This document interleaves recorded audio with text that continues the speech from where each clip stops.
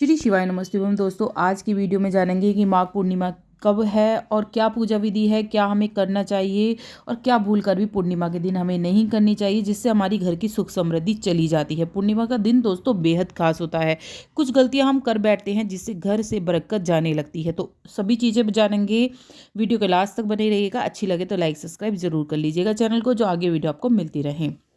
दोस्तों क्या होता है कि पूर्णिमा के दिन माँ लक्ष्मी जो हैं वो सीधे पृथ्वी पर आती हैं और अपने भक्तों की मुरादें पूरी करती हैं। इस दिन हम कुछ विशेष उपाय करते हैं तो घर में सुख समृद्धि बरकत बनी रहती है। ये माघी पूर्णिमा जो चल रही है बेहद ही खास चल रही है, क्योंकि एक महीने का जैसे कार्तिक स्नान होता है ऐसे ही माघ पूर्णिमा का स्नान होता है और वो खत्म होने जा रहा है। अब माघ जो स्नान है वो होंगे और कहते हैं इस दिन जो भगवान है ना वो पृथ्वी पर आते हैं, प्रयागराज में आते हैं भेष बदल कर और स्नान करते हैं इस टाइम पे। तो इस दिन दोस्तों प्रयागराज में नहाने का भी विशेष महत्व होता है। आपको कहीं भी नहीं जाना, इतनी दूर इंसान नहीं जा पा रहा है तो क्या कर सकते हैं, आप घर में ही गंगा स्नान करें। थोड़ा सा आपको गंगा जल डाल के स्नान करना है। इस दिन घर में अपने बिल्कुल साफ़ सफाई कर लें। विष्णु भगवान माँ लक्ष्मी का वास होता है इस दिन घर में, तो आपको हल्दी मिले पानी से अपने घर का जो मेन गेट होता है उसको धुलाई करनी है। वहाँ पर पीले रंग का हल्दी से स्वास्तिक बनाना है। ऐसे कुछ दिनों में आप करने लगेंगे तो घर में सुख समृद्धि बरकत के साथ आपका मकान भी होगा, दुकान भी होगी, आपके घर में धन धान्य में वृद्धि भी होगी।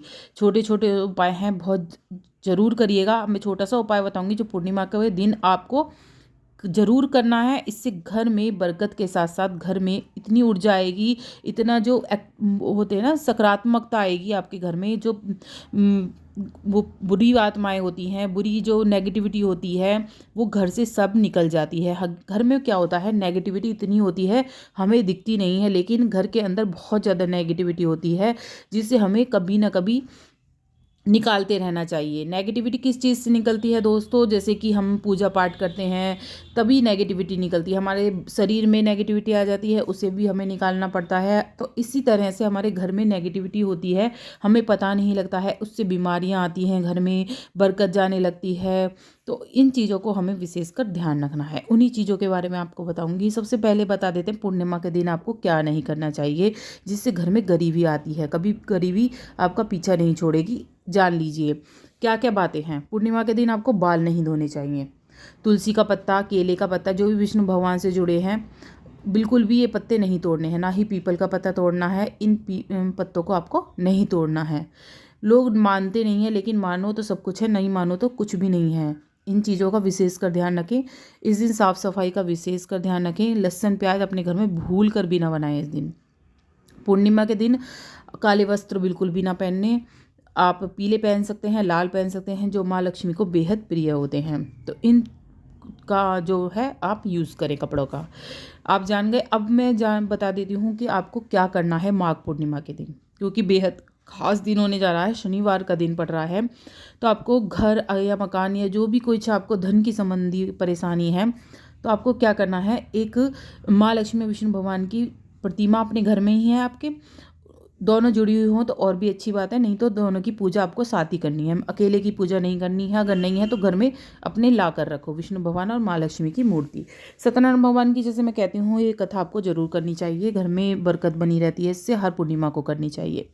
जो उपाय बता रही हूँ वो एक बार भी कर सकते हैं और हर पूर्णिमा पर करें तो और भी अच्छा रहेगा आपके लिए। माघी पूर्णिमा के दिन खीर का विशेष महत्व होता है। जैसे शरद पूर्णिमा के दिन होता है ऐसे ही माघी पूर्णिमा के दिन खीर का विशेष महत्व होता है।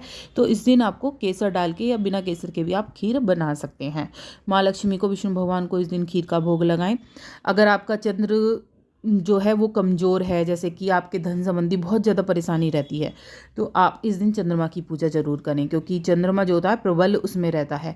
तो इस दिन जो हमारी जो वो होती है, चंद्र जो हमारा कमज़ोर रहता है, उसके लिए आपको एक लोटे में जल डालना है, दूध डालना है और फ्लावर डालने हैं, फूल मतलब, वो डालकर आपको चंद्रमा को रात के समय जो अपना जल देना है। ये जल देते रहिए आप पूर्णिमा के दिन। आप देखेंगे आपका जो शुक्र है, चंद्र है, वो मजबूत होता चला जाएगा। इससे धन जो संबंधी परेशानी है आपकी दूर होती चली जाएंगी। अगर आपके मकान बनाना चाहते हैं, बहुत ज़्यादा परेशान है, दुकान बनाना चाहते हैं, तो आपको क्या करना है, पूर्णिमा का दिन, माघी पूर्णिमा है, इस दिन घी लेना है आपको, छोटी सी कटोरी में ले लीजिए और उसमें बत्ती लगानी है। उसके अंदर 2 लौंग डालनी है और वो विष्णु भगवान माँ लक्ष्मी की प्रतिमा के आगे वो दिया लगाना है। दिए के नीचे कुछ ना कुछ आपको चावल या फूल जरूर रखने हैं, ऐसी खाली दिया कभी भी नहीं लगाया जाता है। विष्णु भगवान की पूजा में चावल वर्जित हैं, चावल भूलकर भी आपको नहीं चढ़ाने हैं। इन चीज़ों का आपको विशेष ध्यान रखना है। माँ लक्ष्मी को ऐसे फूल नहीं चढ़ाने हैं जिससे माँ लक्ष्मी अप्रसन्न हो जाएं। जैसे सफ़ेद फूल आपको भूलकर भी माँ लक्ष्मी को नहीं चढ़ाने हैं। लाल पुष्प भी आप चढ़ा सकते हैं। पीले पुष्प विष्णु भगवान को चढ़ाएं तो बेहद उनको खुशी मिलती है। जैसे हमको किसी चीज़ की खुशी मिलती है, ऐसे ही भगवान विष्णु को पीली चीज़ें बहुत अच्छी लगती हैं, तो पीली चीज़ें ही उनको आप भोग में भी दें और टीका भी पीला ही लगाएं उनके। इस तरह से पीली चीज़ें उनको बेहद पसंद है, तो पीले ही आपको ये चीज़ें करनी है। अब जान लेते हैं, अब मैंने बता दिया दिया आपको लगाना है, लौंग डाल के दिया आपने जलाना है उस दिन। अपनी मनोकामना कहते हुए एक लाल कपड़ा रखना है, लाल कपड़े में 4 लौंग रखनी है, मनोकामना आपको बोलनी है। और वो जो लौंग है वहीं पोटली बांधकर आपको विष्णु भगवान माँ लक्ष्मी के आगे रख देनी है कि मेरी ये मनोकामना है और बहुत ही जल्दी पूरी करें। इस तरह से वो आपने जैसे अर्जी लगा दी, इस तरह से वो रखी रहेगी, आपकी मनोकामना पूरी हो जाएगी। वो लौंग जो 4 लौंग रखी हैं आपने और उसमें लाल कपड़े में उस लौंग को आपको पोटली बांधकर आपको रख देनी है उसे वहाँ पर। फिर आपको वो उठानी है जब आपकी मनोकामना पूरी हो जाए। किसी भी आप विष्णु मंदिर में, लक्ष्मी मंदिर में जाकर, दोनों की प्रतिमा हो तो बहुत ही अच्छी है। प्रसाद साथ में, प्रसाद और पैसे का भी आपको रखना है, वो आपको वहाँ पर विष्णु भगवान के मंदिर में चढ़ाकर आना है प्रसाद के साथ। आप देखेंगे कि आपके घर में बरकत भी बढ़ने लगेगी। कुछ करिएगा आप ये उपाय तो आपको पता लगेगा कि कितनी शक्ति होती है इन उपायों में, जिससे घर में सकारात्मकता आती है। और अपने घर में कपूर जलाएं, कपूर लौंग जलाएं, इससे घर में सकारात्मकता आती है। जो नेगेटिविटी होती है वो घर से बाहर होने लगती है। छोटे छोटे हवन कर लिए किसी, जैसे कि किसी ओकेशन पर किसी भी चीज़ में आप हवन कर सकते हैं, तो इससे भी घर की सकारात्मकता बनी रहती है और जो घर में अनचाही परेशानियां हैं वो कभी नहीं आती हैं। बस इतना ही दोस्तों। वीडियो पे लगे तो लाइक सब्सक्राइब जरूर करिएगा, जो आगे वीडियो मिलती रहती है।